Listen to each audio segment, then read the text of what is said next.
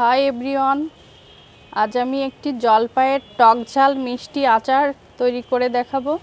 তো এই আচারটা তৈরি করার জন্য আমি এখানে কি কি মশলা নিয়েছি সেটা দেখিয়ে দিচ্ছি।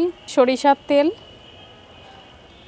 আর নিয়েছি আদা রসুন বাটা, আর গুঁড়া মশলা, লবণ, শুকনো ঝালের গুঁড়া, হলুদের গুঁড়া, বিট লবণের গুঁড়া, আর এদিকে নিয়েছি ধনিয়া, আস্ত ধনিয়া, পাঁচফোড়ন, শুকনো ঝাল।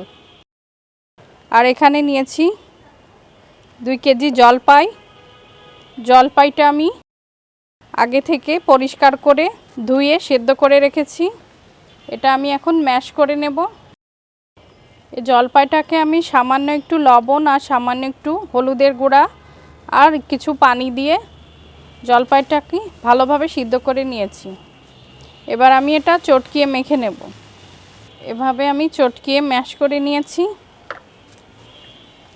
আস্তে আস্তে রাখলে ভিতরে মশলাটা ঢুকবে না, এই কারণে আমি এভাবে মাখিয়ে আচারটা তৈরি করি। আর এই আচারটা আপনি সারা বছর খেতে পারবেন। যেহেতু এতে ভিনিগার দিচ্ছি, নর্মালেও রাখতে পারবেন অথবা নর্মাল ফ্রিজেও রাখতে পারবেন, এটা নষ্ট হবে না। আর এটা শুধু শুধু খেতেই ভালো লাগে। তো আমি রান্নায় চলে যাচ্ছি। চুলায় একটি কড়াই বসিয়ে নিয়েছি। কড়াইটা গরম হয়ে গেছে, দিয়ে দিচ্ছি আমি সেই মশলাগুলো। আস্ত ধনিয়াগুলো দিয়ে দিচ্ছি, পাঁচফোড়ন আর আস্ত শুকনা ঝাল। এগুলো আমি ভালো করে টেলে নেব। তেলে ভেজে নিয়ে গুঁড়ো করে নিতে হবে।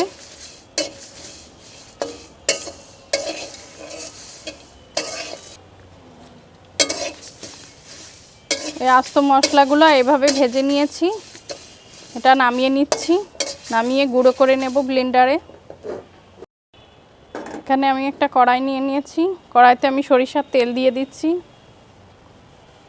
এখানে আমি 1 টেবিল চামচ সরিষার তেল নিয়ে নিয়েছি। সরিষার তেলে আমি হাফ টিস্পুন পাঁচফোড়ন দিয়ে দিয়েছি।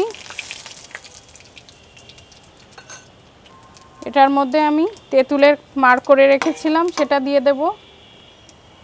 দিয়ে দিচ্ছি তেঁতুলের মাড়টা।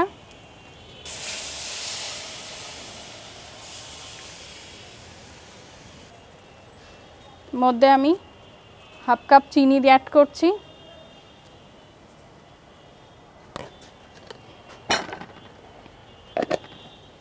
চিনিটা দিয়ে তেঁতুলের মাড়টা ভালো করে জাল করে নেব। এভাবে আমি একটা তেঁতুলের কাত করে নিয়েছি।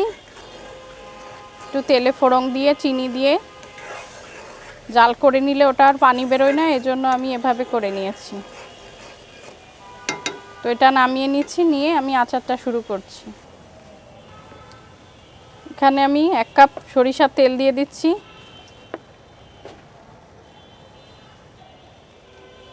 1 টিস্পুন পাঁচফোড়ন দিয়ে দিচ্ছি।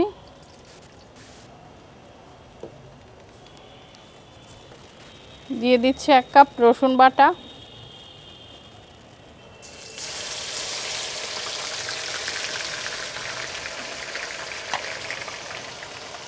এক টেবিল চামচ আদা বাটা।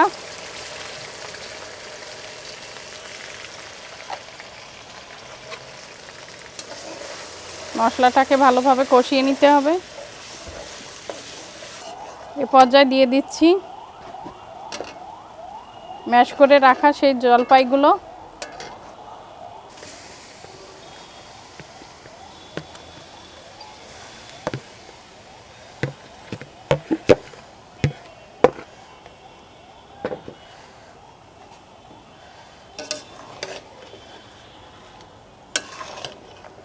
আমি আরও একটু করে তেল দিয়ে দিচ্ছি এই পর্যায়ে।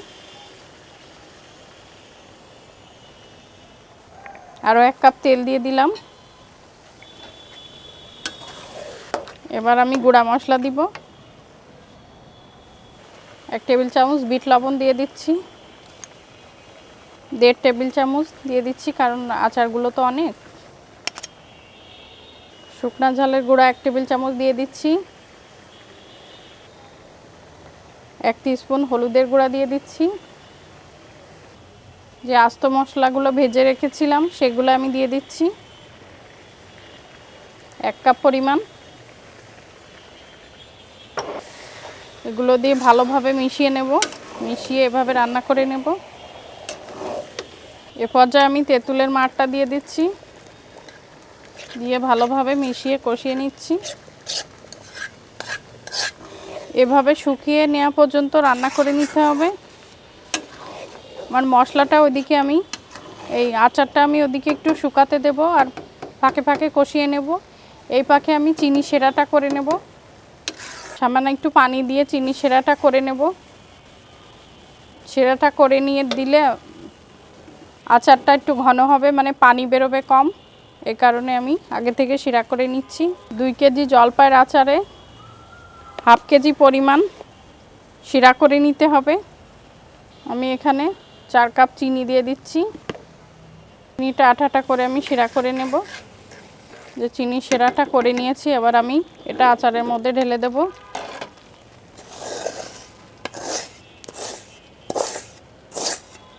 এবার আচারের মধ্যে দিয়ে এটা মিক্স করে নিচ্ছি। এভাবে ঘন হয়ে আসা পর্যন্ত এভাবে নেড়ে চেড়ে কষিয়ে আচারটা বানিয়ে নিতে হবে। শিরা করে নিয়েছি, তবুও একটু চিনির পানি বেরোবে, একটু জলপাইয়ের পানি বেরোবে। এগুলো শুকানো পর্যন্ত আপনাকে আস্তে জালে নেড়ে চেড়ে কষিয়ে শুকিয়ে নিতে হবে। আমি এই পর্যায়ে একটু ভিনেগার দিয়ে দেব। ভিনেগার দিলে এটা নষ্ট হওয়ার ভয় নেই, আচারটা ভালো থাকবে। আমি এই কাপের আধা কাপ ভিনেগার দিয়ে দিচ্ছি। নেড়ে চেড়ে 20 মিনিট ধরে এভাবে আমি নেড়ে চেড়ে শুকিয়ে নেব। দেখুন কেমন মাখা মাখা হয়ে গেছে, আমার আচারটা একেবারে হয়ে এসেছে। এরকম মাখা মাখা হলে খেতে ভালো লাগে, শুকনা হলে খেতে ভালো লাগে না। কালারটাও সুন্দর এসেছে, তেলও উঠে গেছে। আমি এভাবেই জলপাইয়ের আচার করে থাকি বাসায়, আপনারাও এভাবে করে দেখবেন, অবশ্যই ভালো লাগবে। মিষ্টিটা আপনারা যে যেমন খেতে পছন্দ করেন তেমন দিবেন। যেহেতু এটা টক মিষ্টি ঝাল, এ কারণে আমি মিষ্টিটা মিডিয়াম দিয়েছি। অনেকে যদি বেশি মিষ্টি পছন্দ করেন তো আর একটু চিনি বাড়িয়ে দিতে পারেন। তো আমার আচারটা রেডি হয়ে গেছে, এবার একটা আমি নামিয়ে পরিবেশন করছি। তো দেখুন আমার জলপাইয়ের আচারটা বানিয়ে নেওয়া হয়ে গেছে। এই আচারটা যদি আপনাদের ভালো লাগে তো লাইক করবেন, শেয়ার করবেন, কমেন্ট করবেন। ধন্যবাদ।